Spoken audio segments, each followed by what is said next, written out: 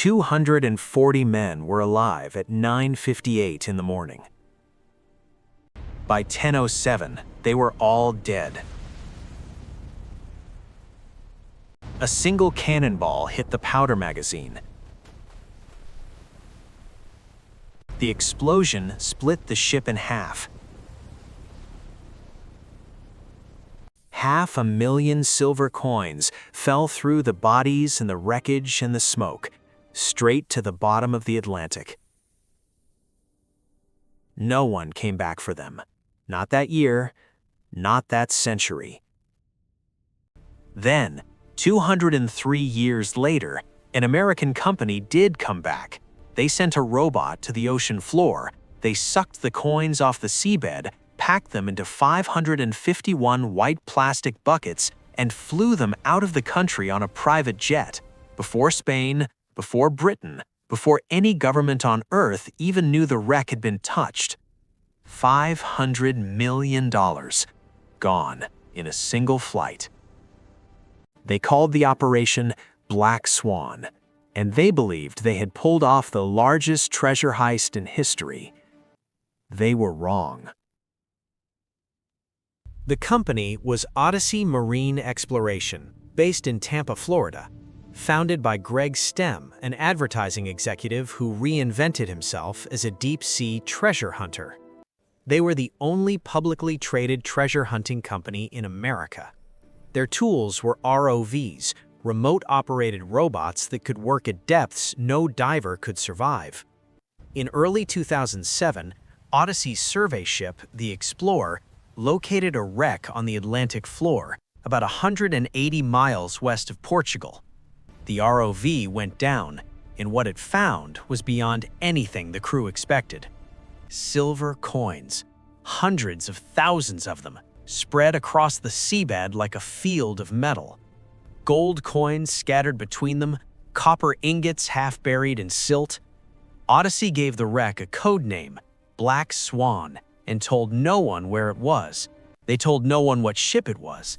They spent weeks pulling coins from the ocean floor, loading them into white plastic buckets, sealing them, stacking them. On May 18, 2007, Odyssey chartered a private jet in Gibraltar. 551 buckets, 17 tons of coins, loaded onto the plane, flown directly to Tampa, Florida, transferred to an undisclosed warehouse at an unknown address. Then they issued a press release. They announced the recovery of an estimated $500 million in colonial-era coins from an unidentified shipwreck. They released photographs, but they blurred the markings on every coin to prevent identification. Odyssey's stock price surged to $9.45. The media called it one of the largest undersea treasure recoveries in history. Investors celebrated. 3,000 miles away, in Madrid, someone in the Spanish government looked at those blurred photographs and recognized exactly what they were. To understand why Spain reacted the way it did, you need to know what that ship was. The Nuestra Señora de las Mercedes, Our Lady of Mercy, was a 36-gun Spanish Navy frigate, launched in Havana in 1786. Not a merchant vessel, not a cargo ship, a warship. And in the summer of 1804, she was part of a small convoy of 4 Spanish frigates sailing home from Montevideo to Cadiz.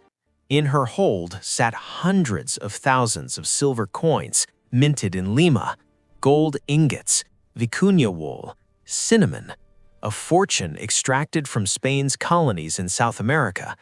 The convoy commander was Rear Admiral José de Bustamante y Guerra, a veteran officer, a man who had circumnavigated the globe on a scientific expedition a decade earlier. He had no reason to expect trouble. Spain and England were at peace.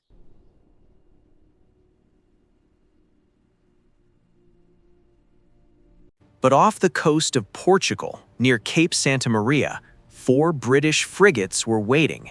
Captain Graham Moore, aboard HMS Indefatigable, had secret orders.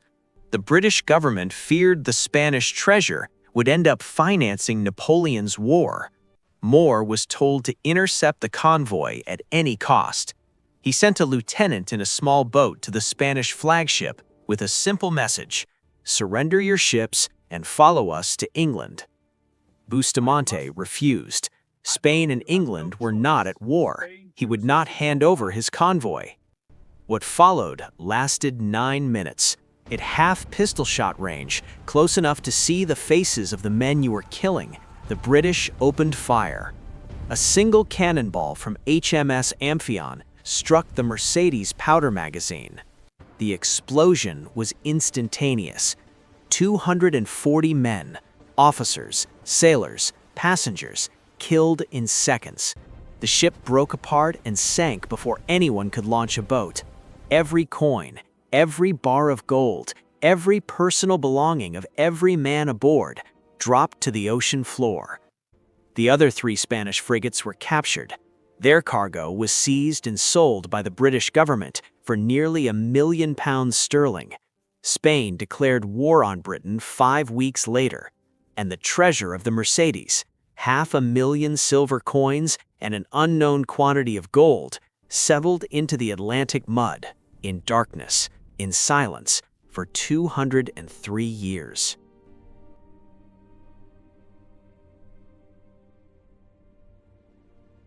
For 2 centuries, the Mercedes was a footnote in naval history, a tragic story from the Napoleonic Wars, the kind of wreck that historians wrote about, but no one could reach.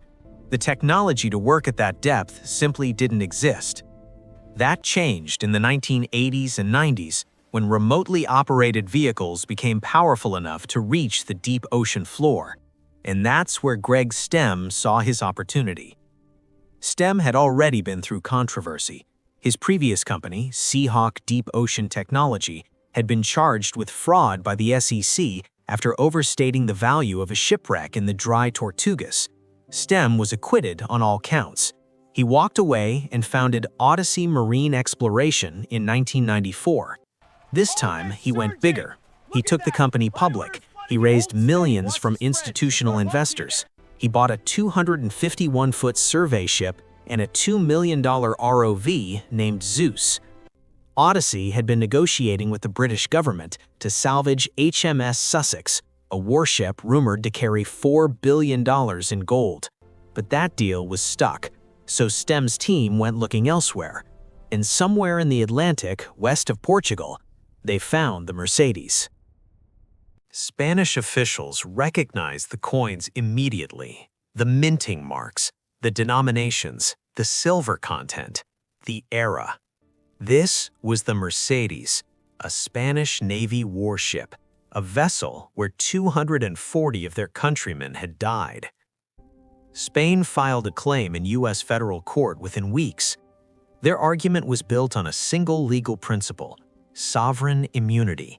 A nation's warships, even sunken ones, remain that nation's property forever.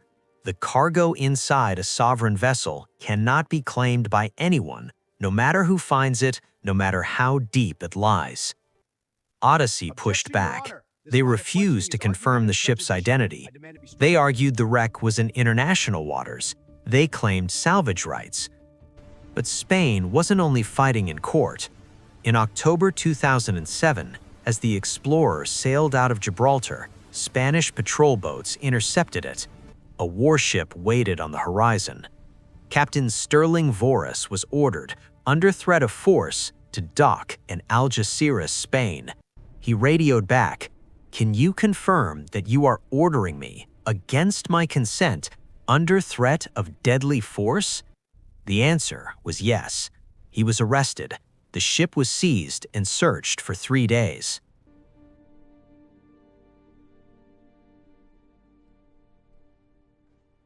The legal battle lasted 5 years. Federal magistrate, district court, 11th Circuit Court of Appeals, the United States Supreme Court. At every single level, Spain won. The district judge wrote words that would define the case.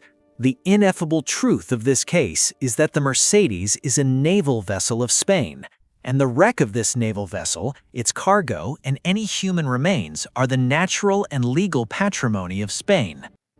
The court found that Odyssey had known, or should have known, the wreck was the Mercedes. The coins were minted in Lima, the location matched, the historical record was overwhelming, and the most damning detail, Odyssey had never once asked Spain for help identifying the vessel. The judge said that fact alone revealed everything about their motives. The Supreme Court declined to hear the case. Odyssey had lost.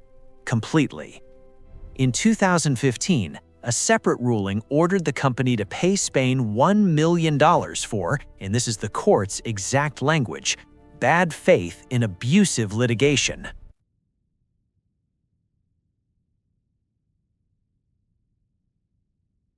On February 24, 2012, two Spanish Air Force C-130 Hercules cargo planes landed at a military airstrip in Florida. Crews loaded the 551 white plastic buckets onto the planes. The same buckets, the same coins, 17 tons of silver and gold that had been secretly flown out of Gibraltar 5 years earlier, now flying home under military escort.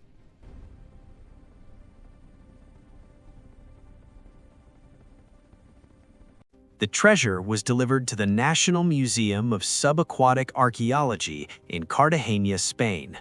The coins were catalogued, studied, and placed on permanent display behind glass. Under Spanish law, they can never be sold, not a single one. The Mercedes had come home 208 years after she was destroyed.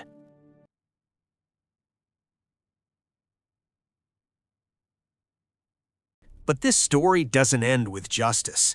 When Odyssey's ROV worked the wreck site, it didn't excavate, it extracted. Spanish archaeologists who later examined the site said the company had used what amounted to an industrial underwater vacuum. They sucked coins off the ocean floor without documenting their positions, without preserving the surrounding material, without acknowledging that the seabed around those coins was also a gravesite. 240 men still lay in that water, their bones mixed with the silt and the silver. Spain compared the Mercedes to the USS Arizona at Pearl Harbor, a warship, a grave, and a piece of national identity, all in the same place. You wouldn't send a private company to strip the Arizona for souvenirs. The same principle applied here. Odyssey saw a business opportunity. Spain saw desecration. $500 million, 17 tons of coins, 551 plastic buckets, 2 flights across the Atlantic, 5 years in court, $1 million in fines, and in the end, every single coin went back to exactly where it belonged. Not to the ocean floor, to the country that lost it.